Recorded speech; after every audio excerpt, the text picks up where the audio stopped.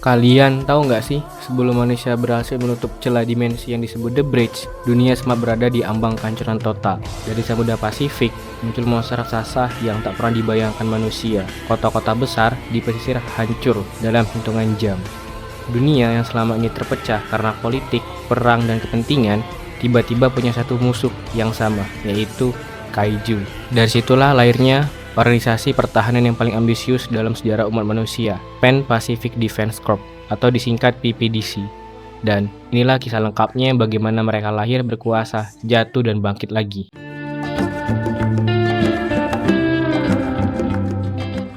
Tahun 2013, para ilmuwan mencatat anomali besar di Samudra Pasifik. Tapi sebelum sempat dianalisa, bencana datang begitu saja. Seekor makhluk raksasa muncul di perairan San Francisco. Ia menghancurkan jembatan Golden Gate, melibas pesawat jet dan kapal tempur seolah mainan doang tuh. Butuh 3 hari, 2 divisi militer, dan belasan misil nuklir untuk menjatuhkannya. Tapi kerusakannya sudah tak terhitung lagi tuh. Dunia memberi nama makhluk itu Trespasser. Banyak yang mengira itu hanya insiden tunggal. Tapi 6 bulan kemudian, Kaiju tuh terus muncul lagi dan lagi. Kaiju baru muncul lagi di Manila, disusul oleh yang ketiga di Cabo San Lucas, lalu yang keempat di Sydney. Manusia baru sadar, ini bukan fenomena alam, ini invasi. Di tengah kepanikan global, negara-negara panjang lingkar Pasifik, Amerika, Rusia, Australia, Jepang, Cina, bahkan Chili mengadakan pertemuan darurat. Dari pertemuan inilah terbentuk organisasi internasional bernama Pan Pacific Defense Corps, disahkan tanggal 6 September 2014. Tujuannya sederhana, tapi nyaris mustahil, melindungi bumi dari ancaman Kaiju. Dalam waktu kurang dari 1 tahun, PPDC membangun markas-markas pertahanan yang disebut Satterdam dan memulai proyek rahasia, program Jaeger, robot humanoid raksasa yang dikendalikan 2 manusia lewat koneksi otak atau The Drift disebutnya. Setiap Jaeger dibuat dari kombinasi keunggulan teknologi tiap negara, tenaga nuklir dari Amerika, armor dari Rusia, sistem keseimbangan dari Jepang, dan perangkat sensor dari Cina. Dari sinilah dimulai era baru, perang manusia melawan monster. PPDC bukan sekedar aliansi militer, mereka beroperasi seperti pemerintah global mini, lengkap dengan divisi riset, pengembangan sains, dan akademi pelatihan. PPDC bukan hanya pertahanan, tapi simbol bahwa manusia itu bisa bersatu melawan kepunahan. Tahun 2015 menandai lahirnya generasi pertama Jaeger atau Mark I, unit legendaris seperti Coyote Tango dari Jepang dan Bravo Yukon dari Kanada menjadi garda terdepan. Dalam 2 tahun, Kaiju yang awalnya menghancurkan kota dengan mudah mulai bisa dikalahkan. Setiap kemenangan diumumkan ke publik, menjadikan Jaeger dan para pilotnya seperti selebritis dunia.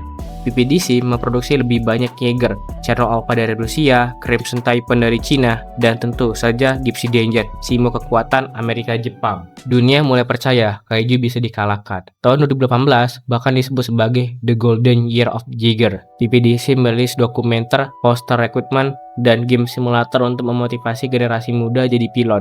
Dalam catatan resmi, jumlah serangan Kaiju itu menurun drastis.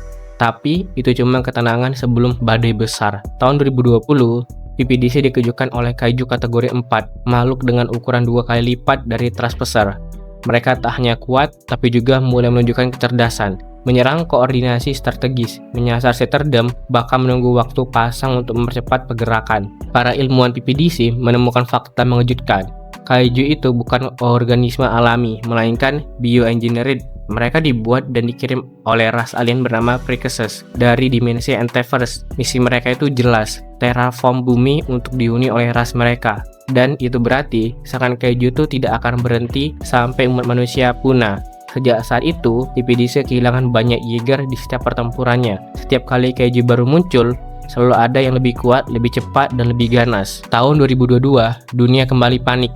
3 Kaiju muncul bersama dan menghancurkan 5 Jaeger sekaligus. Pemerintah mulai kehilangan kepercayaan. Produksi Jaeger dianggap terlalu mahal, risiko terlalu besar. Tahun 2023, beberapa negara menarik dana dari PPDC. Sebagai gantinya, mereka membangun proyek baru, The Anti-Kaiju Wall. Tembok pertahanan raksasa di pesisir yang diyakini bisa menahan serangan. Salah satu veteran PPDC menentang keras, Marshal Staker Pintosky.